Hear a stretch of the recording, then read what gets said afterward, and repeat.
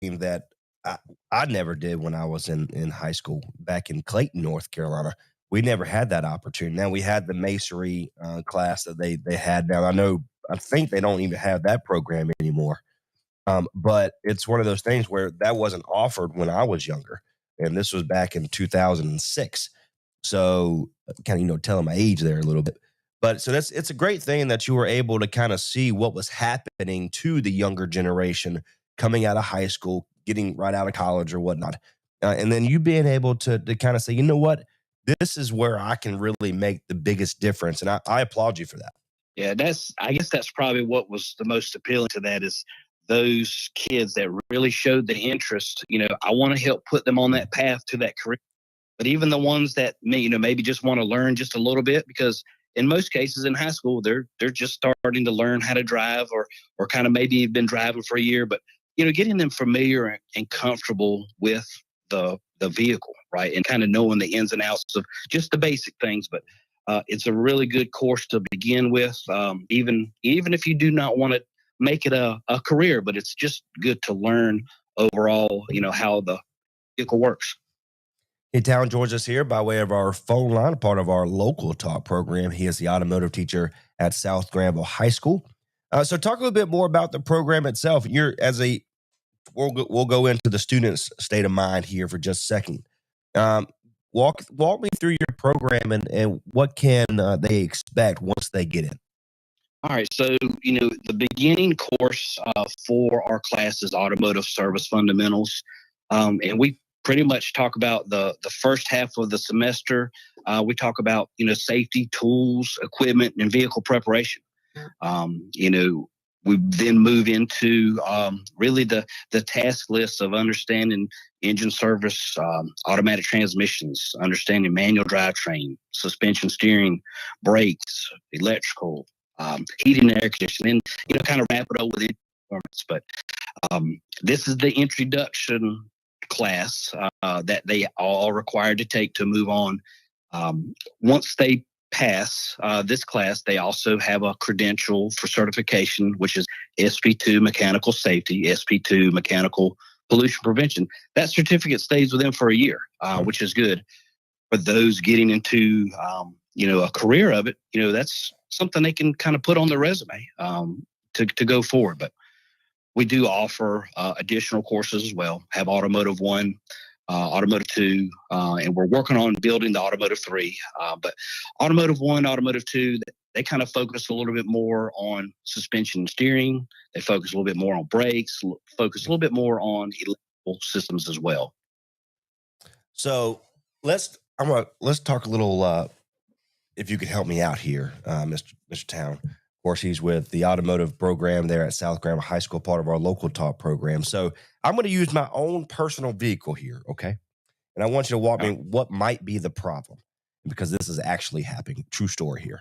So when I drive at a 50, 60, 70 mile per hour pace in my SUV, and then when I go to stop, there is a massive shake in the vehicle itself.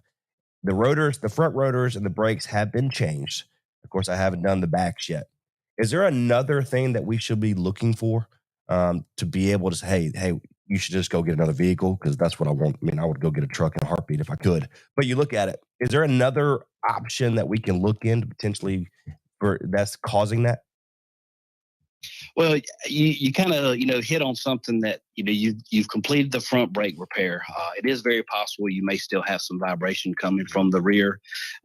If the vibration's only really felt when applying the brakes, then it's probably more brake related. But if it's more speed related, it could be a tire, it could be a wheel. That's something that you might want to get investigated a little bit further to see if it might need to be addressed. There you go. Yeah, hopefully it doesn't cause me any problems down the road, because my wife, we couldn't even bring it to Charleston this past weekend because my wife was too afraid. So I'm gonna need to go fix it. Need to go get it fixed. Yeah, absolutely. Just my procrastinating a little bit. Again, my name is Trace Knight on behalf of our local talk program here on Next Door Radio King Town. He's the automotive program teacher there at South Granville High School. So talk a little bit more regarding some of the emails we've been back and forth. You've got some future field trips for these students. Talk a little bit more about that. How does that work? Yeah, so excited to finally kind of be able to get back into that routine. With COVID, it was kind of hard to be able to get out and venture out, but we're heading out next month. We're going to visit the automotive program at Vance Granville Community College in Henderson at the main campus. Very excited about that because I'm actually a graduate of that department back in 1995.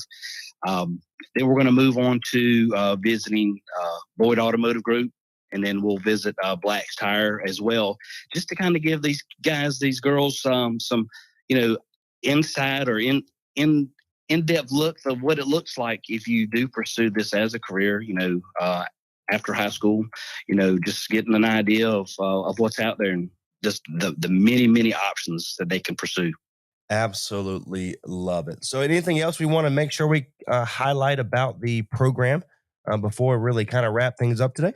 I think the biggest thing is this program is open to anybody and everybody, guys, girls. We really want everybody that can take this course, at least take the introductory course, Automotive Service Fundamentals.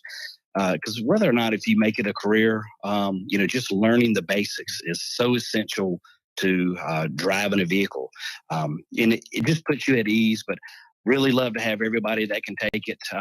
Unfortunately, my classes are kind of capped at 20 per class, but so far they've been pretty full since I've been here. So very excited about that, but really want to, open that invitation to anybody that can take it. You'll just reach out to the counselors and they'll get you set up on your schedule. Fantastic. Mr. Town, congratulations on creating and building a successful program there at South Granville High School. Where can our listeners find some more information about you, your program, future field trips for the kids? How can they get a hold of you? Definitely can reach out to the school at the South Granville High School website.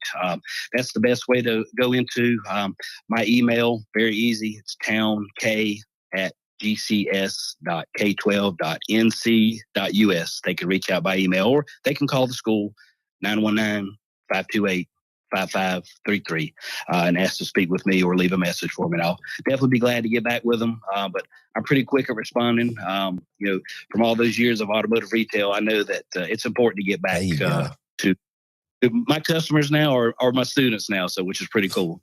Absolutely love it. Well, my friend, God bless you. Congratulations on a successful program. It sounds like you're making more improvements as the day goes ahead. But good luck the rest of the way, okay? All right, Trey. I appreciate you having me on. You take care, and we'll talk again soon. Absolutely. Again, Kenny Town, he is the teacher at the automotive program at South Granville High School. My name is Trey Stein on behalf of Local Talk here on Nextdoor Radio, nextdoorradio.com, the Nextdoor Radio app. We'll see you later. This is Lewis Bowling with Looking Back into Granville County History. There are many things I love about Granville County. Here are just a few. Driving around the Masonic Home for Children at Oxford.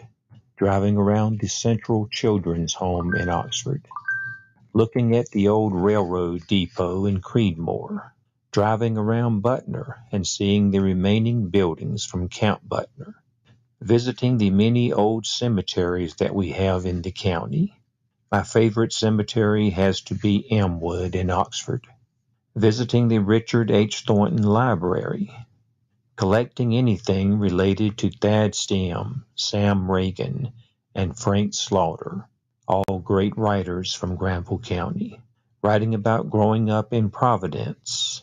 Writing about tobacco farming and my dad's country store.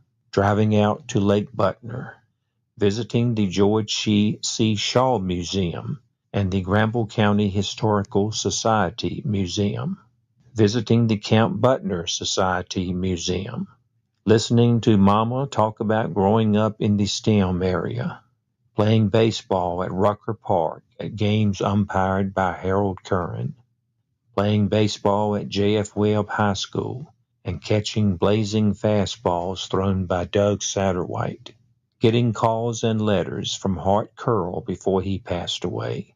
Visiting Marguerite Stem, the widow of Thad Stem, many times before she passed away. Going to the warehouses in Oxford with huge loads of tobacco. The smell of tobacco in those cavernous old warehouses, and the chant of the auctioneer. This is Lewis Bowling with Looking Back into Granville